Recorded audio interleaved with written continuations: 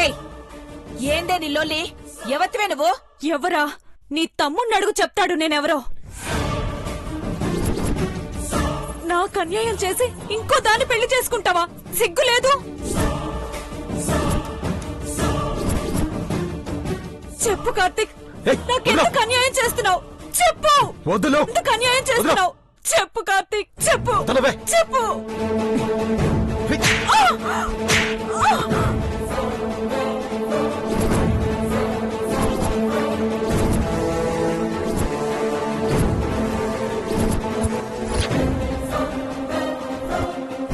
నా కాలర్ పట్టుకుంటావా? ఎంత ధైర్యమే నీకు? చంపేస్తానేమనుకున్నావా?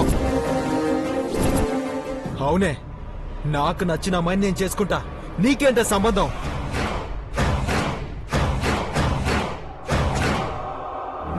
నాకేంటి సంబంధమా? నా కడుపులో పెరుగుతున్న నీ బిడ్డను అడుగు, సంబంధం ఏంటో చెప్తుంది. నేనెంతలా ప్రేమించానో నీకు తెలుసు కార్తీక్. ఇప్పుడు నేను తల్లిని కాబోతున్నాను. నువ్వు కాదంటే నా జీవితం అన్యాయం అయిపోతుంది. ప్లీజ్ కార్తీక్, నాకు అన్యాయం చేయొద్దు ప్లీజ్. ఏందిరా ఈ లొల్లి? లొల్లేం లేదక్క, ఏదో 4 సార్లు కలిసి మాట్లాడింది అంతే. అంతకు మించి దానికి నాకు సంబంధమే లేదు. ఎవరితోనో తిరిగి నా వల్ల కడుపొచ్చిందంటోంది. రే, ఎవరితోనో తిరిగానా? నీకు నాకు సంబంధం లేదా? ఆడదాన్ని మోసం చేసి సంబంధం లేదంటానికి సిగ్గుగా లేదా నీకు? చంపేస్తాన్రా నిన్ను, చంపేస్తాను. ఎవతివే నువ్వు? వదిలో. నా తమ్ముడు బంగారమే. పిచ్చి కూతలు కూస్తే పాడాలు తీస్తా. లేదండి, నేను చెప్పేది నిజం. కావాలంటే మా ఫ్రెండ్స్ అడగండి. నాకు మాత్రం అన్యాయం చేయకండి ప్లీజ్ అండి. ఏయ్, ఆపవే నీ గోలా. ఇసువంటోళ్ళని చాలా మందిని చూసినా. బాగా పైసలున్నోళ్ల మీద కన్నేసుడు, కడుపొచ్చింది కాలొచ్చిందని బెదిరించి వాళ్ళ దగ్గర పైసలు గుంజుడు బాగా అలవాటైపోయిందిలే. ఈ ఆటలు సీతారత్నం దగ్గర సాగవు. లేదండి, నేను చెప్పేది నిజం. నాకు అన్యాయం చేయకండి కార్తీక్, నాకు అన్యాయం చేయదు కార్తీక్. పదవే బయటికి పో. కార్తీక్ రా. కార్తీక్ రావే ప్లీజ్. కార్తీక్ రా. కార్తీక్.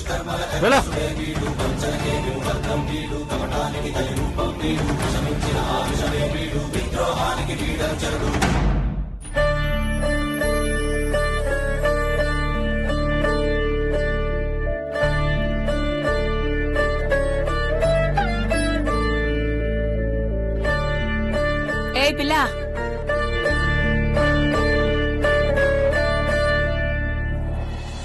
ఓయ్ పిల్ల, ఏంది?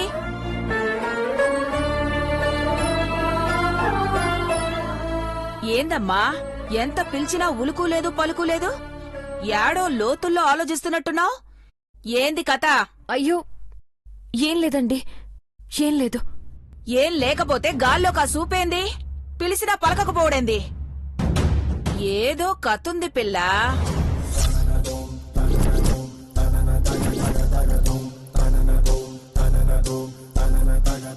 ఏం లేదమ్మా, పెళ్ళవుతుంది. పక్కన అమ్మలేదు కదా, అందుకే బెంగ పెట్టుకున్నట్టుంది. నాకేందో అట్టా అనిపియట్లేదే. అమ్మ కోసమైతే అమ్మొస్తే బాగుంటాదని దాని అయ్యకో మాకో చెప్పుండేది కదా. చెప్పుకోనిదేదో ఉంది ఈశ్వరమ్మా. కొంపదీసి ప్రేమలో ఉన్నావా ఏంది? ప్రేమలో ఉన్నావా ఏంది? ప్రేమలో ఉన్నావా ఏంది?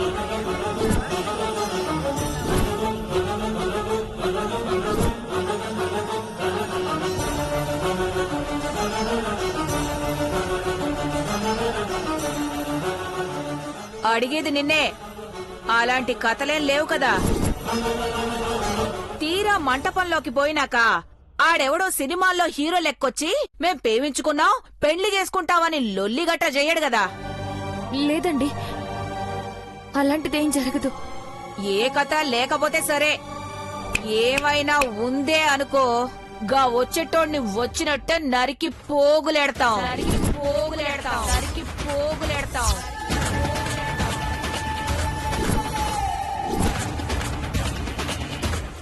చూడు పిల్లో, చాలా ఖర్చు పెట్టి పెండ్ల ఏర్పాట్లు చేసిన నీ అయ్య ఎదురుగట్టం కూడా తీసుకున్నాడు. ఎరికే కదా, ఏదైనా గడబిడ జరిగిందే అనుకో, ముందు మీ అయ్య ప్రాణాలు పోతాయి, తర్వాత నీ ప్రాణాలు ఇక్కడే తీసేస్తా. అయ్యో, అలాంటిదేం జరగదండి. నిజంగా మా అమ్మ లేదన్న బాధతోనే దిగులుగా ఉన్నాను, అంతే. అరే చల్ది, అమ్మ అమ్మ అంటావు, ఏడికి పోద్దా అమ్మా? పెండ్లయ్యాక ఆళ్లే సల్లగా వస్తారులే. నువ్వు కూర్చో మరదలా. ఇగో పెండ్లి సీర, నగలు. పెళ్లికి ఏలైతాంది, త్వరగా కట్టుకో.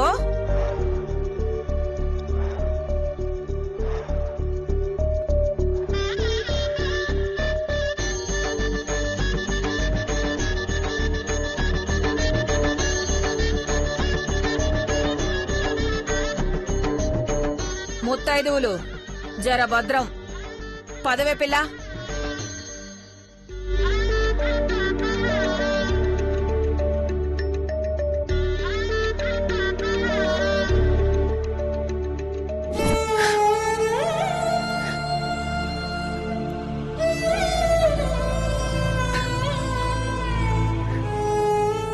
మీరు చెప్పినట్టు జరిగింది స్వామి.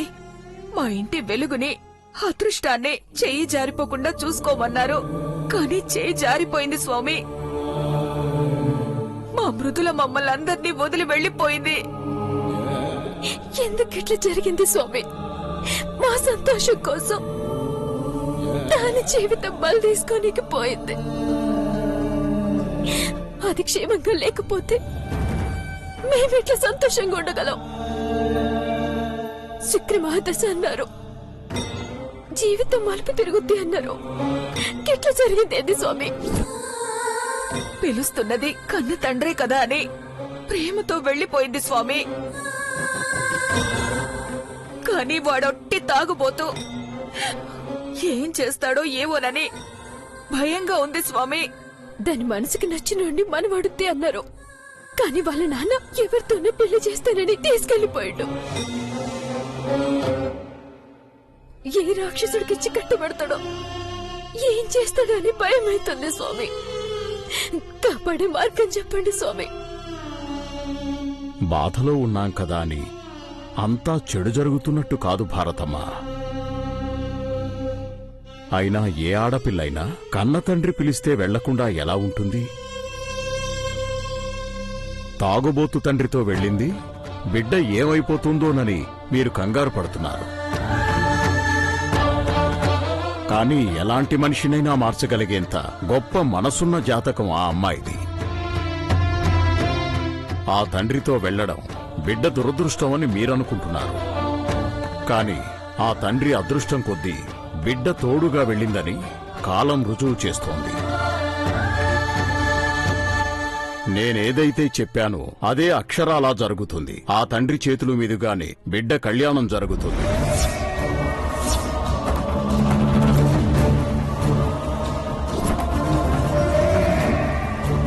లేదు స్వామి, తండ్రికి మందాస చూపి కూతుర్ని పెళ్లి చేసుకుంటా అన్నాడంటే వాడెంత దుర్మార్గుడో అర్థం కావట్లే. దాన్ని బతుకు నరకమైపోతుంది స్వామి. ఎట్లయినా కాపాడాలి స్వామి. అంతా మనమనుకున్నట్టు జరిగితే ఇక ఆ భగవంతుడు ఎందుకమ్మా?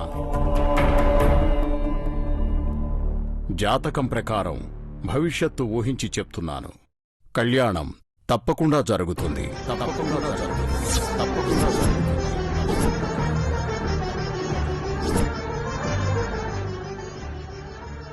అయినా దాని పెళ్లి మేం లేకుండా జరుగుడేంది? బ్రహ్మరాత తల్లి, ఎక్కడో పుట్టిన బిడ్డ నీతో కలిసి పెరగలేదా?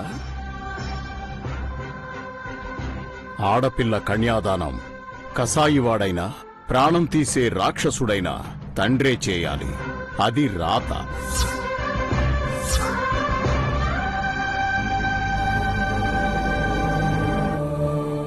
మీ కలలు కన్న నా బిడ్డ,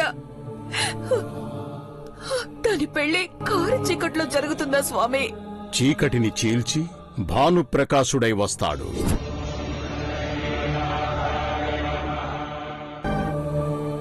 మీ కలలు కన్న నా బిడ్డ దాని పెళ్లి కారు చీకట్లో జరుగుతుందా స్వామి? చీకటిని చీల్చి భానుప్రకాశుడై వస్తాడు. తన కోసం పుట్టిన వాడితోనే పెళ్ళవుతుంది. విధి దారి చూపిస్తుంది. దారుణం స్వామి, దారుణం. తోడు పుట్టిన దానికన్నా ఎక్కువగా చూసుకున్నా. నా చెల్లెలి పెళ్లి నా ముందు కాకుంటే ఆ దేవుడున్నా లేనట్టే. మానసి, అమ్మ మానసి, అయ్యో క్షమించండి అయ్యా. ఏదో చిన్నపిల్ల. జరిగేదాన్ని ఎవ్వరూ ఆపలేరు. వెళ్ళిరండి.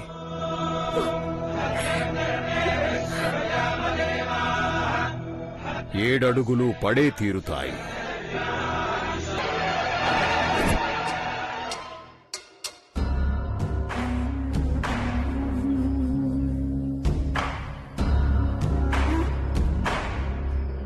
బాబు, పోలేరమ్మ గుడికి ఎలా వెళ్ళాలి? ముందుకెళ్తే గుడి మెట్లు కనపడతాయి, ఆ పైన అమ్మవారి గుడి. దండాలు బాబు. ఆ.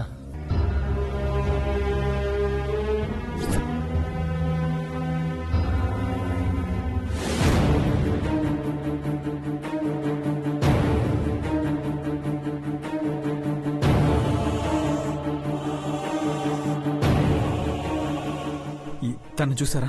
చూశాను. పోలేరమ్మ తల్లి గుడి వైపు వెళ్తున్నారు. తనతో ఎవరన్నా ఉన్నారా? ఎవరో ఇద్దరున్నారు. అవునా? ఆ, ఓకే, థ్యాంక్ యూ. సరే.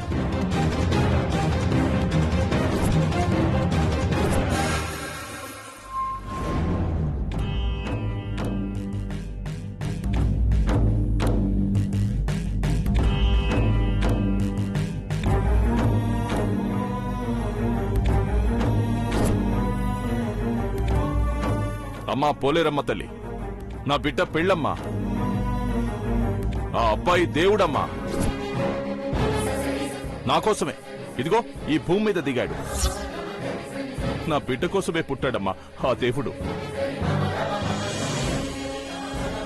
నా బిడ్డ మెడలో 3 ముళ్ళు ఆ దేవుడితోనే వేయించాలి తల్లి. పెళ్లి బట్టలు తల్లి నువ్వు ఆశీర్వదిస్తే మా ఊరు శివాలయంలో నా అల్లుడి కాళ్లు కడిగి పెళ్లి బట్టలు పెడతానమ్మా.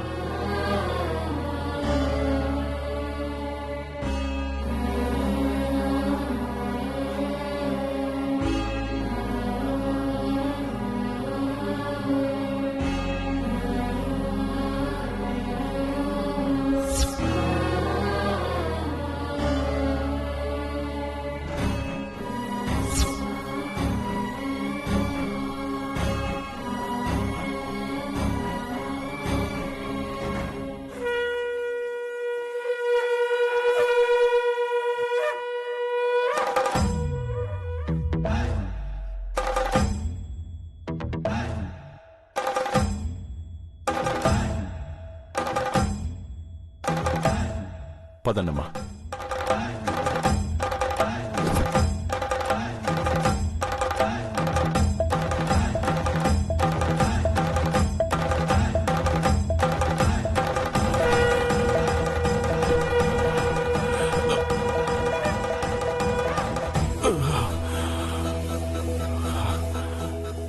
నా వల్ల కాదు.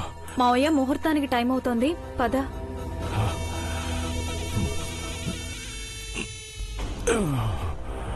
పదనే.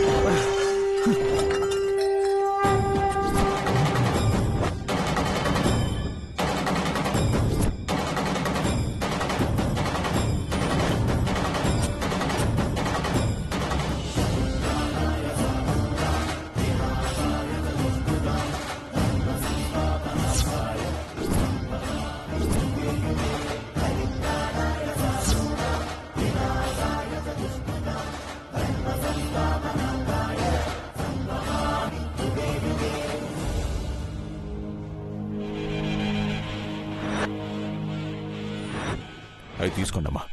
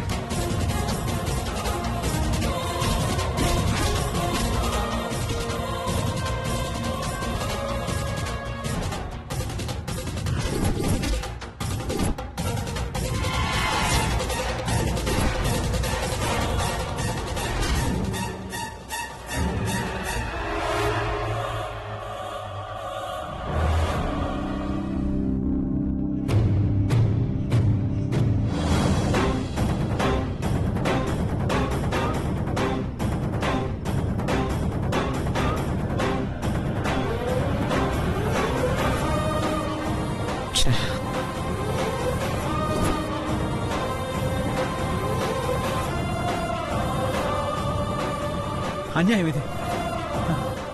అసలు మృదుల ఏం తప్పు చేసిందని ఎందుకు ఈ శిక్ష?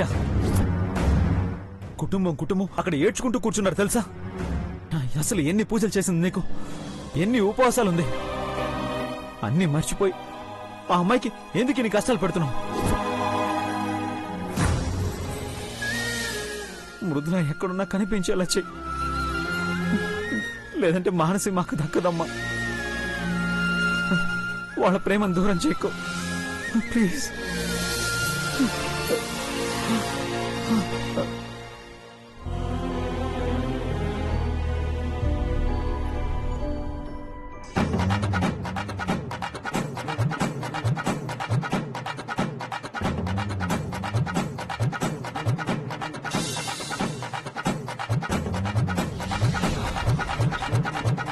నమస్కారం బాబు.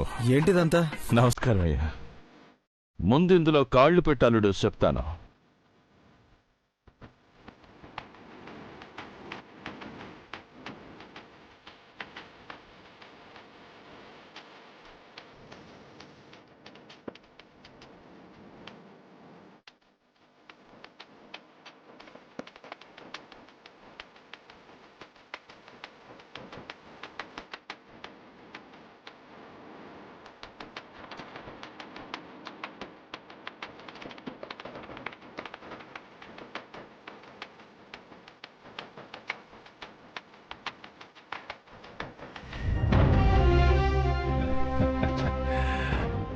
మావా, నువ్వేం భయపడకో.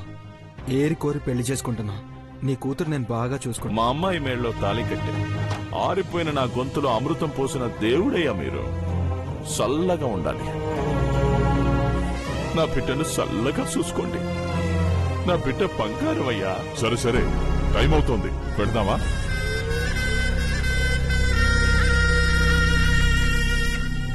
మనసులోని బాధని దాచుకోవాలని ఎంత ప్రయత్నిస్తున్నా ఎందుకు బయటపడిపోతోంది? భగవంతుడా, నా మనసులో వేదన ఎవరికి అర్థం కాకూడదు. అసలు నా గురించి ఎవరికి తెలియకూడదు.